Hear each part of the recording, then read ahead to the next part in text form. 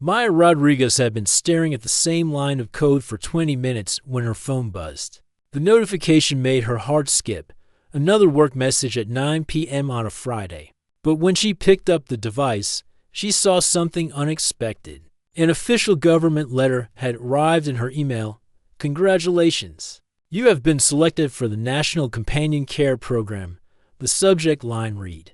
Maya's tired eyes widened as she opened the message. After months of barely sleeping, constant headaches, and panic attacks that hit her during important meetings, her doctor had submitted her application for this new program. She had almost forgotten about it. The letter explained everything in simple terms. The government had started this program to help people manage stress better. Everyone who qualified would get a trained companion, someone who would live with them temporarily and help them build healthier habits.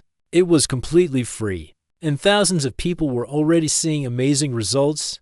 Maya read the details. Twice, her assigned companion was named Riley Chen, age 32, with a background in psychology and wellness coaching.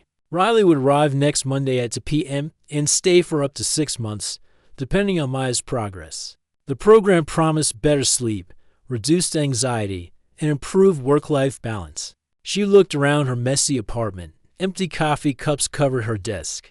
Takeout containers filled the kitchen counter, and she couldn't remember the last time she had opened the curtains. Maybe this was exactly what she needed. Monday came faster than expected. Maya had spent the weekend cleaning frantically, trying to make her place look somewhat presentable. She kept checking the clock. 1:55 p.m., 1:58 p.m., 1:59 p.m., right at 2 p.m. There was a gentle knock on her door. Riley stood in the hallway with a warm smile and a simple black backpack. They were average height with kind eyes and an immediately calming presence. Maya had expected someone more clinical, maybe wearing a uniform or carrying official paperwork. Instead, Riley looked like someone she might meet at a coffee shop. You must be Maya, Riley said, extending a hand. I'm really excited to work with you over the next few months. As they shook hands, Maya felt some of her nervousness fade away. Riley's voice was gentle and genuine, not the fake cheerfulness she had expected from a government-assigned helper. Come in, please, Maya said, stepping aside. Sorry about the mess.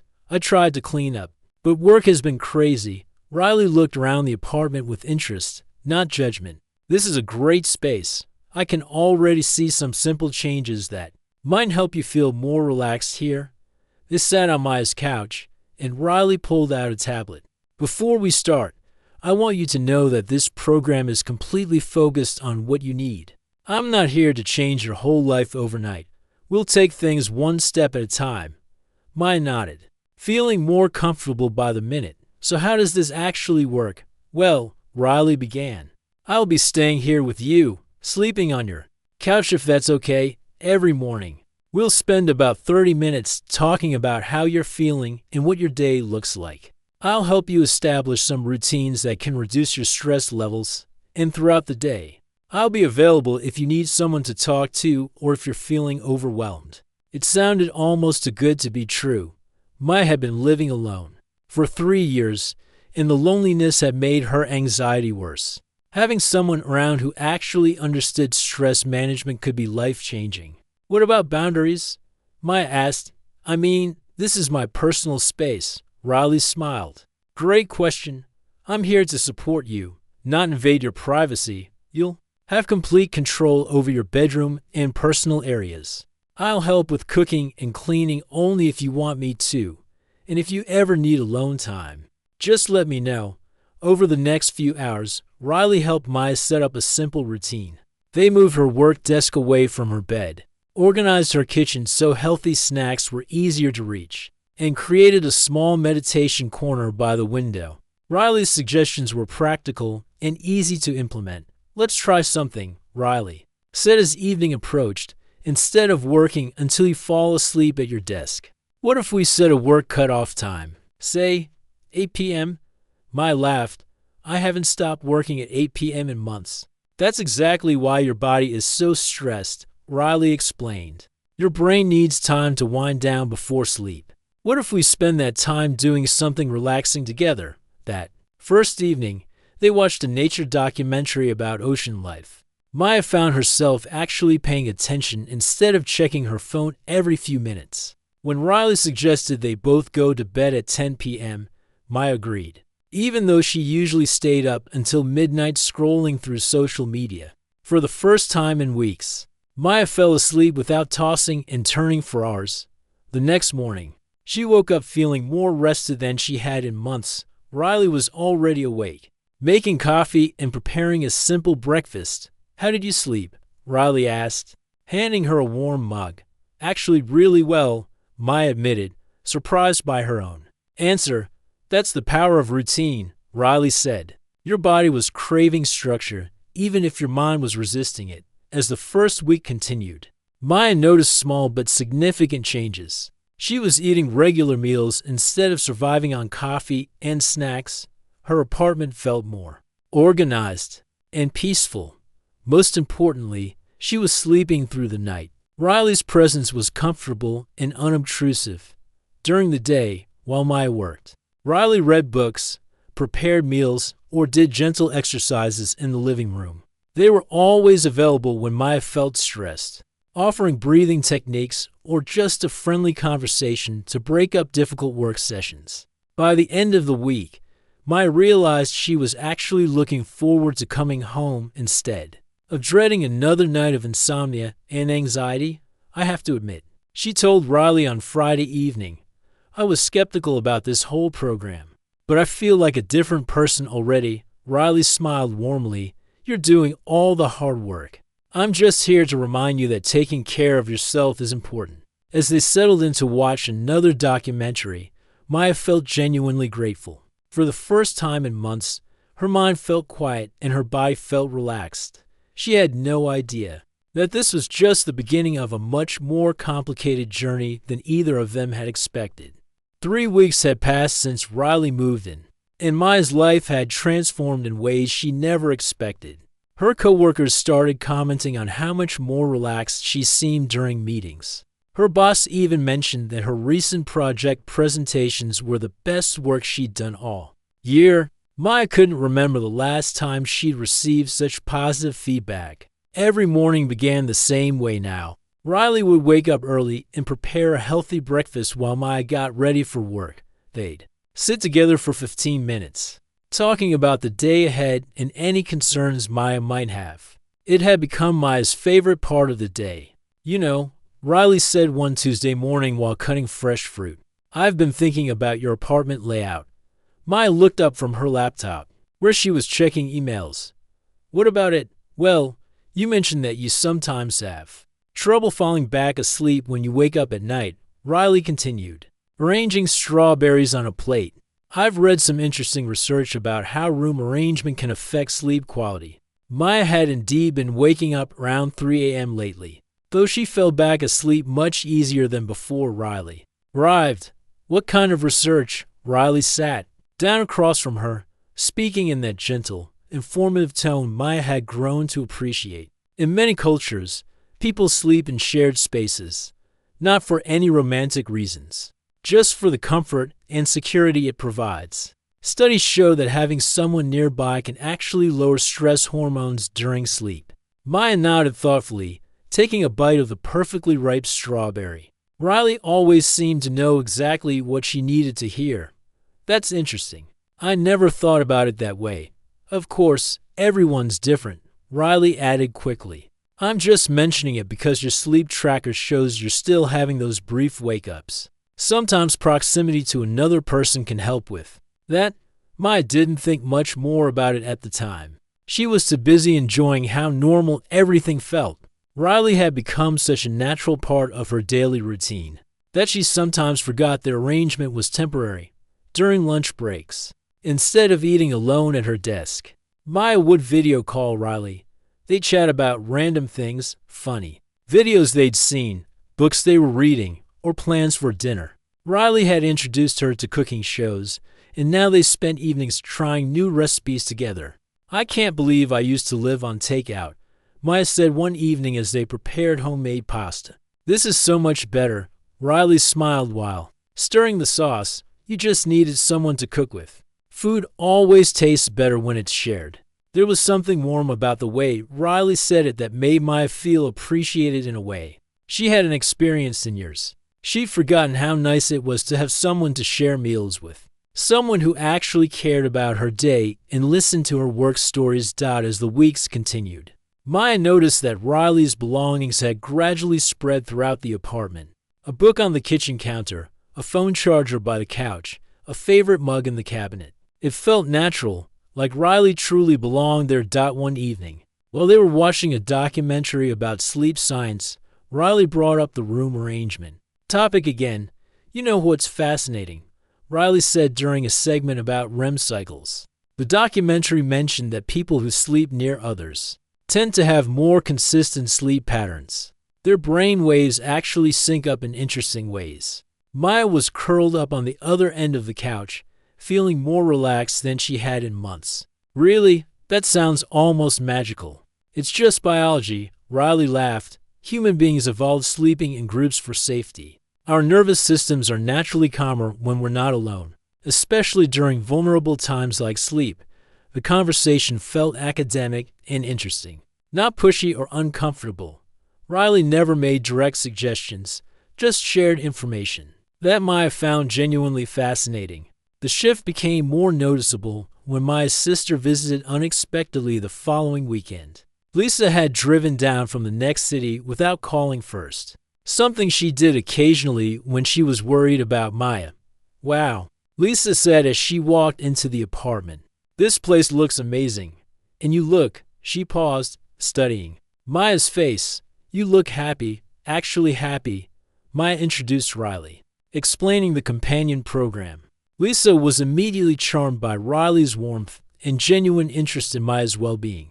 During dinner, Lisa watched Maya and Riley interact. With obvious curiosity, they moved around the kitchen together effortlessly, finishing each other's sentences and sharing inside jokes. When Riley mentioned a funny story about their morning walk, Maya laughed in a way Lisa hadn't heard in years. "You two seem really comfortable together," Lisa observed, smiling, "like you've known each other forever." Maya felt her cheeks warm slightly. "Riley's just really easy to be around. The best relationships usually are," Lisa said casually, then caught herself. "I mean, the best friendships. You know what I mean." After Lisa left, Maya found herself thinking about that comment. She and Riley did work well together, maybe better than she'd worked with anyone before. They seemed to understand each other's needs without having to explain everything. That night, as Maya was getting ready for bed, Riley mentioned something that stuck with her. "I've been reviewing your sleep data from the past few weeks," Riley said, looking at the tablet. "Your deep sleep phases are getting longer, which is great, but I notice you still have those brief wake-ups around 3 a.m. Maya nodded. "Yeah, I've been noticing that too, though I fall back asleep pretty quickly now. That's definitely progress." Riley agreed. "I was just thinking, sometimes when people wake up at night, it's because their subconscious is checking to make sure they're safe. Having someone in the same room can sometimes eliminate that completely." Maya paused while brushing her teeth. The suggestion was subtle, but clear. Riley wasn't pushing, just presenting information in that same thoughtful way they always did. "You mean like roommates sharing a room?" Maya asked. "Exactly. Nothing weird about it. Just practical stress reduction." Riley's tone remained casual and professional. "Some of my previous clients found it helpful during particularly stressful periods." Maya rinsed her mouth and looked at herself in the bathroom mirror. 3 weeks ago, the suggestion would have seemed completely inappropriate. Now, after experiencing how much better she felt with Riley around, it actually seemed logical. "I'll think about it," she said, and was surprised by how much she meant it. As she settled into bed that night, Maya realized that her life had become so intertwined with Riley's presence that the idea of sleeping in the same room didn't feel strange anymore. It felt like a natural progression of the comfort and security she'd already found. For the first time since the program began, Maya fell asleep wondering if the changes in her life were exactly what she needed, or if she was starting to need them a little too much. 2 months into the program, Maya's transformation was complete. Her anxiety attacks had become a distant memory, replaced by a calm confidence that impressed everyone around her. Her work performance had improved so dramatically that her manager had hinted at a possible promotion.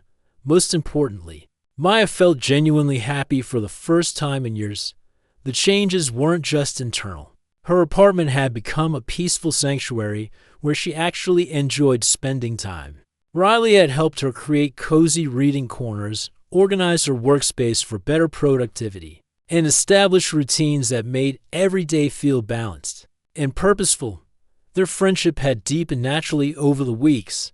They shared meals, watched movies together, took evening walks around the neighborhood, and had conversations that lasted well into the night. Maya found herself looking forward to coming home, knowing Riley would be there with a warm smile and genuine interest in her day. "I have something I want to discuss with you," Riley said one quiet Thursday evening as they finished cleaning up after dinner. Maya looked up from drying dishes, noticing something different in Riley's tone. It was still gentle and caring, but there was a hint of seriousness that hadn't been there before. "Of course," Maya said, setting down the dish towel. "What's on your mind?" Riley gestured toward the couch, and they both sat down in their usual spots. Riley had a tablet in hand, which meant this was probably about her progress in the program. "First, I want you to know how proud I am of the changes you've made," Riley began.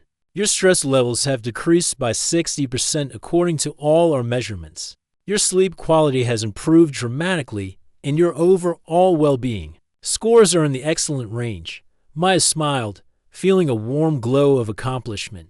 "I couldn't have done any of this without you." "That brings me to what I wanted to discuss," Riley continued, opening the tablet to show various charts and graphs. "I've been analyzing your sleep patterns over the past 8 weeks, and while there's been tremendous improvement, there's still room for optimization." Maya leaned closer to look at the colorful charts displaying her sleep data. She could see the clear improvement from her first chaotic weeks to the more regular patterns of recent nights. "See these small disruptions here?" Riley pointed to tiny spikes scattered throughout the data. "You're still experiencing brief awakenings during your deepest sleep phases. It's not affecting your overall rest quality significantly, but eliminating these could take your recovery to the next level." Maya studied the screen, fascinated by how much detail the program collected about her daily life. "What causes those disruptions?" Riley scrolled to another screen showing research studies and official program guidelines. Based on extensive research, these micro-awakenings often occur when the subconscious mind is monitoring for potential threats. It's an evolutionary survival mechanism that kicks in during our most vulnerable state. The explanation made sense to Maya, even though she felt safe in her apartment.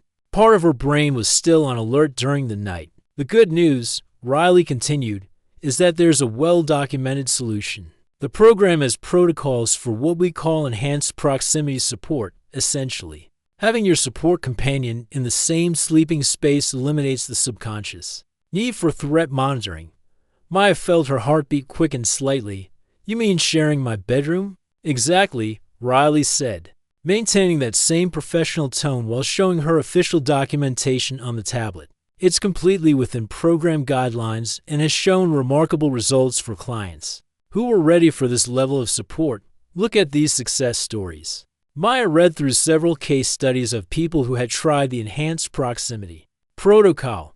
The results were impressive: deeper sleep, faster stress recovery, and improved emotional stability.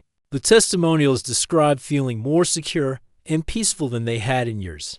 "I know it might seem like a big step," Riley said gently, "but think about how comfortable we've become sharing all the other spaces in your home. Your bedroom would just be another shared space, with the added benefit of optimizing your most important recovery time." Maya found herself seriously considering the proposal, which surprised her. 2 months ago, the idea would have seemed completely inappropriate. Now, after experiencing how much better her life had become with Riley's constant support, it felt like a logical next step. "Would this be temporary?" Maya asked. "Just until my sleep patterns stabilize completely. That would be entirely up to you. Riley replied, some clients find that a few weeks of enhanced proximity is enough to reset their sleep cycles permanently. Others discover that the ongoing benefits make it worth continuing. Maya looked around her living room, where Riley's presence had become such a natural part of her daily life. The couch where Riley slept every night was visible from where they sat, and Maya realized she had grown accustomed to the quiet sounds of someone else breathing peacefully nearby. What would the sleeping arrangements actually look like? Maya asked, feeling both curious and nervous about the details. Riley pulled up another screen showing room setup recommendations. We could add a comfortable chair that converts to a small bed, or if your bedroom is large enough, a separate sleeping area. The key is proximity for the psychological benefits, not necessarily sharing the same bed. Though some clients define that works best for them, the options seemed reasonable and respectful. Riley had never made Maya feel uncomfortable or crossed any boundaries that felt inappropriate. Every suggestion had been professional and focused on her well-being. Can I think about it for a few days? Maya asked. Of course, Riley said immediately. This is completely your choice, and there's no pressure either way. I just wanted you to know it was an option since your progress has been so excellent. That night, Maya lay in bed thinking about the conversation. She tried to imagine what it would feel like to have Riley sleeping in the same room.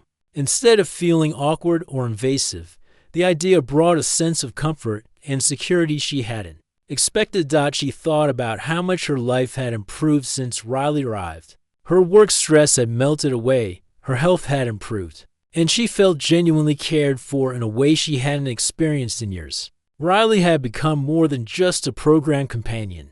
They felt like family. Over the next few days, Maya found herself paying closer attention to her nighttime routine. She noticed that she did feel slightly tense when Riley said goodnight and went to the living room. There was a small moment of loneliness as she closed her bedroom door. Even though she knew Riley was just a few steps away, during their morning conversations, Riley never brought up the enhanced proximity suggestion again. But Maya caught herself thinking about it regularly. She researched the program guidelines online and found that many clients had positive experiences with the arrangement. By the weekend, Maya had made her decision. During their usual evening documentary time, she brought up the topic. I've been thinking about what you mentioned, Maya said, feeling nervous but determined about the enhanced proximity support.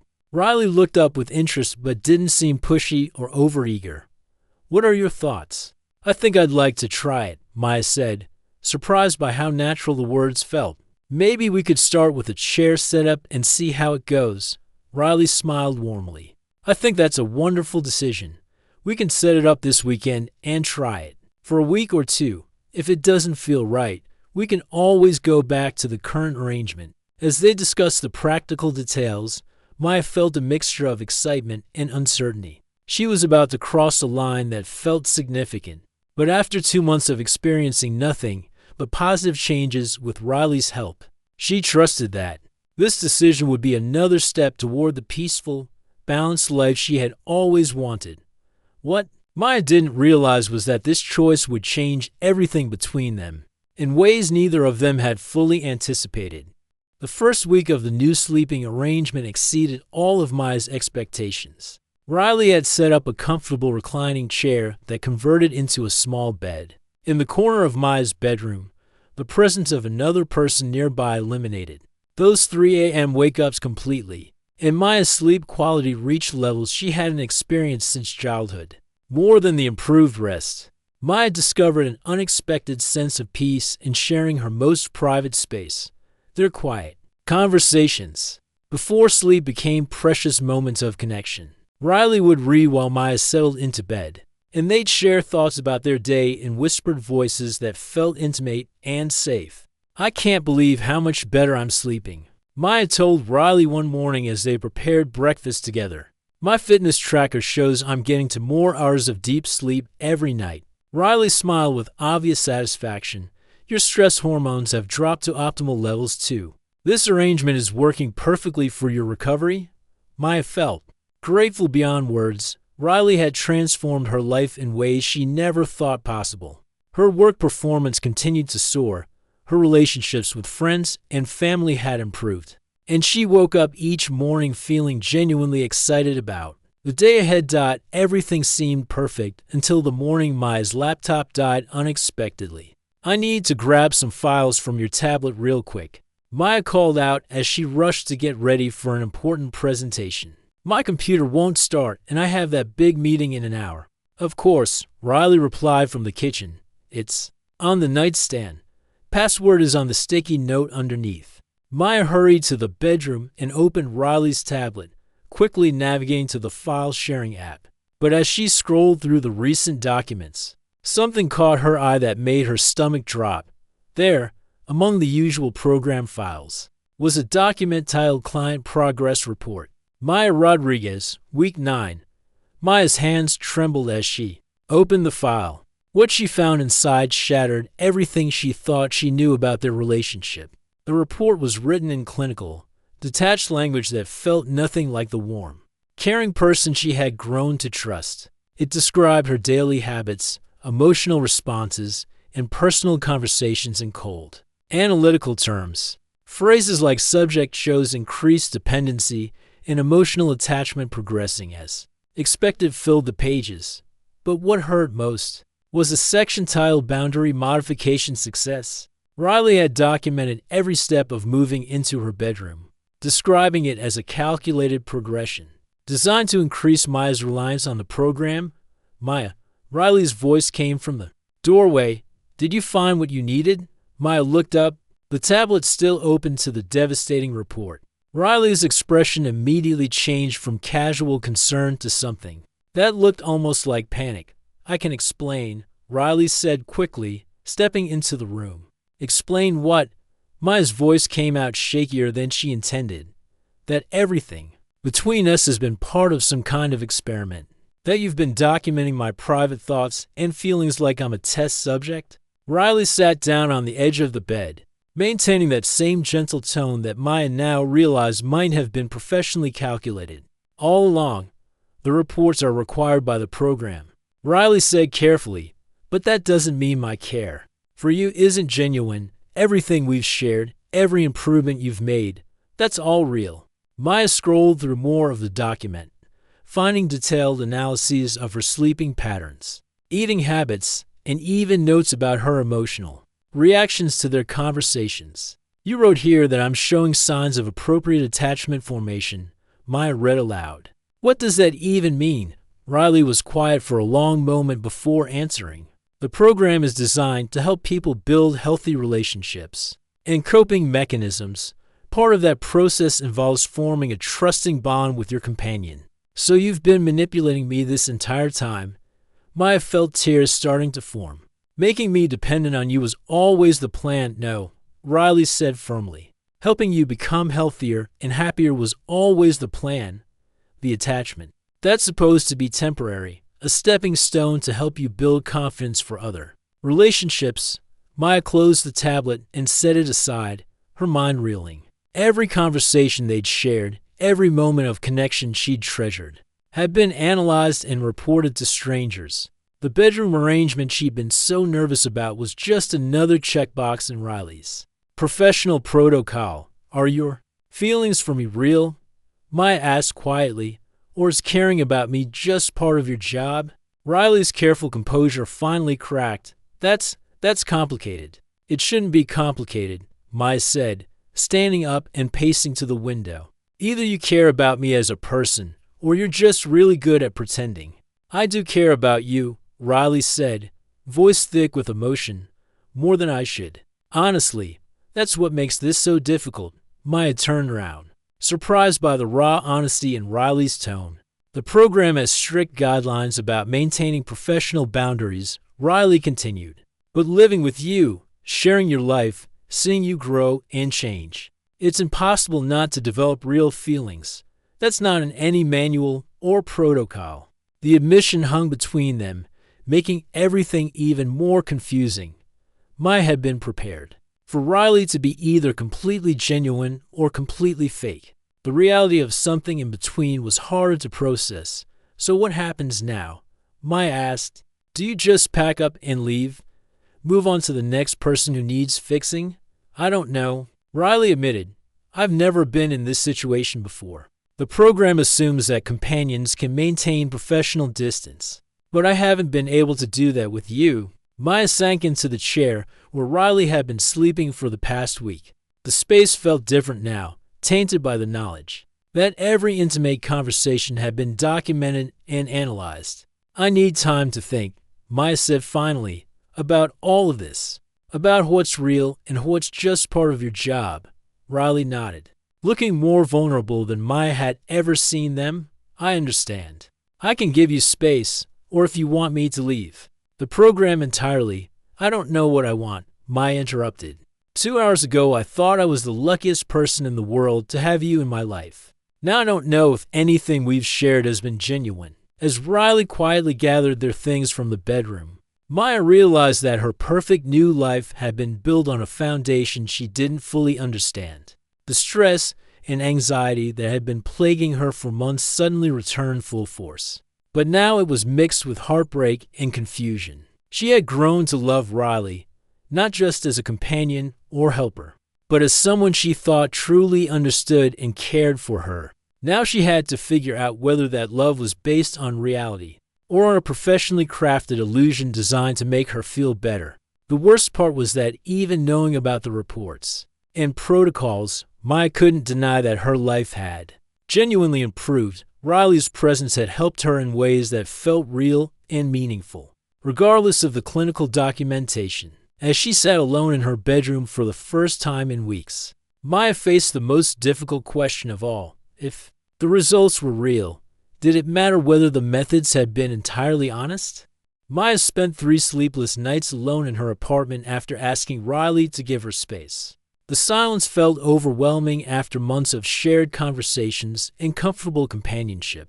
Her old anxiety symptoms returned with a vengeance. Racing thoughts, tight chest, and the familiar 3 a.m. wake-ups that left her staring at the ceiling until dawned out by the 4th day. Maya realized she needed help processing everything that had happened. She called Dr. Kim, the therapist who had originally recommended her for the companion program. "I feel like such an idiot," Maya said, sitting in the familiar office chair she hadn't occupied in months. "I thought Riley actually cared about me, but it was all just professional protocol." "Doctor," Kim listened patiently as Maya explained the discovery of the reports and her confusion about what had been real versus what had been calculated intervention. "Can I ask you something?" Dr. Kim said when Maya finished. "Do you feel like the changes in your life have been genuine, regardless of how they came about?" Maya considered the question carefully. "Yes, I do. I'm definitely healthier and happier than I was before the program. My work life is better. I sleep better. I've learned coping skills that actually work." "And how do you feel about Riley as a person, separate from their role in the program?" "That's what makes this so confusing," Maya admitted. "I genuinely enjoy their company. We have great conversations, similar interests, and I felt cared for in a way I haven't experienced in years. But knowing that caring for me was literally their job makes me question everything." Dr. Kim nodded thoughtfully. "Maya, I want you to consider something. The fact that Riley was trained to provide support doesn't automatically make their feelings fake. Teachers care about their students, doctors care about their patients, and therapists care about their clients. Professional relationships can involve genuine emotion and connection." Maya had never thought about it that way, but the reports, the documentation of my private thoughts and feelings, are required for program evaluation and your safety, Dr. Kim explained. "Riley isn't the one who designed those requirements. They're just following the protocols they were given, while trying to help you heal." Over the following week, Maya began to see the situation from a different perspective. She researched the companion program more thoroughly and discovered that the detailed reporting was standard across all cases. The documentation wasn't personal betrayal, it was professional responsibility. She also realized that her anger might be coming from a deeper place. For the first time in years, she had felt truly cared for and supported. Discovering that this care existed within a professional framework felt like rejection. Even though Riley had never actually rejected her, Maya decided to reach out to Riley. She sent a simple text message. "Can we talk?" Riley responded within minutes, "Of course. Whatever you need." They met at a quiet coffee shop downtown. Neutral territory that felt less emotionally charged than Maya's apartment. Riley looked tired and worried, clearly as affected by their separation as Maya had been. "I want to apologize," Riley said as soon as they sat down. "I should have been more transparent about the reporting requirements from the beginning. I never meant to make you feel deceived." Maya stirred her coffee, gathering her thoughts. "I've been thinking about everything that happened. I was angry about the wrong things." Riley looked surprised. "What do you mean?" "I was upset that you were documenting our relationship and following professional protocols," Maya explained. "But those things don't actually negate the genuine connection we've built. You were just doing your job well while also developing real feelings." "I was so worried that you would hate me," Riley admitted. "That you'd think everything between us was fake. Some of it was professional," Maya said honestly. "But professional doesn't mean fake. You helped me because that's what you were trained to do.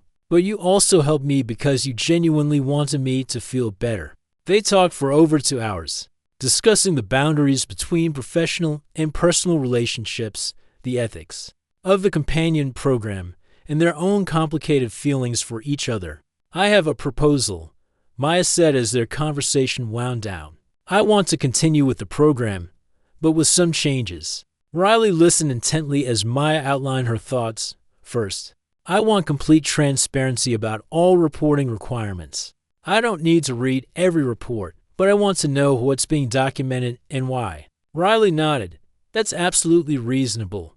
"Second, I want to work toward independence.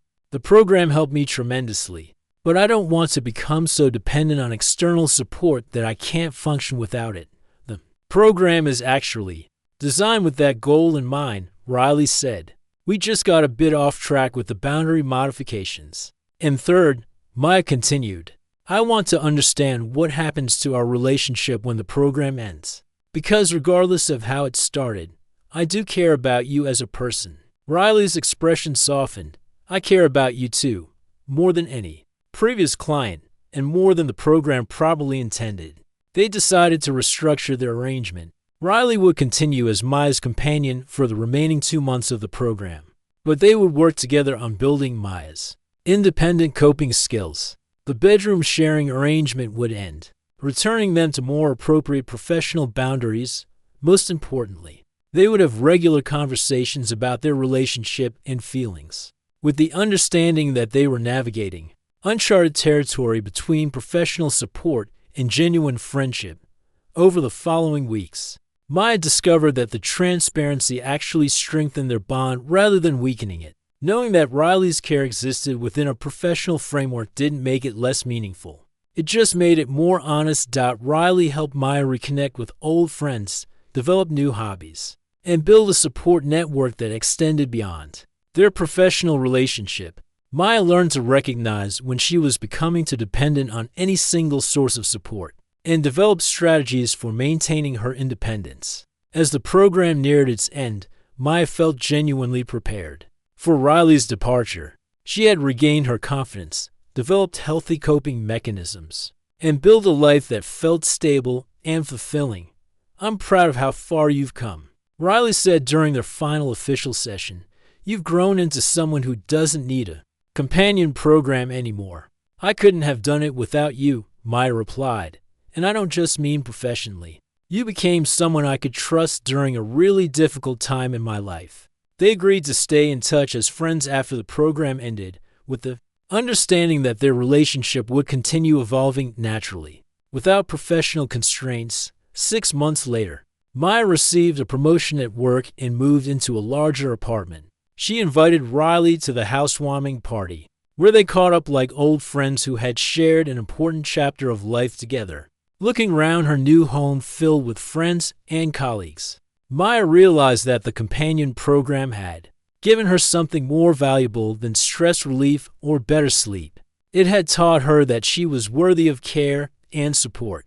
and that healthy relationships, whether professional, personal, or somewhere in between, were built on honesty, mutual respect, and genuine concern for each other's well-being. Maya never forgot the lesson she learned during those complicated months with Riley, not just about managing stress and anxiety, but about the complex ways that people can care for each other, and how genuine connection can exist even within professional boundaries. She had entered the program as someone who was isolated and struggling. She emerged as someone who understood that asking for help was a sign of strength, that professional support could coexist with personal affection, and that the most important relationship she needed to nurture was the one with herself.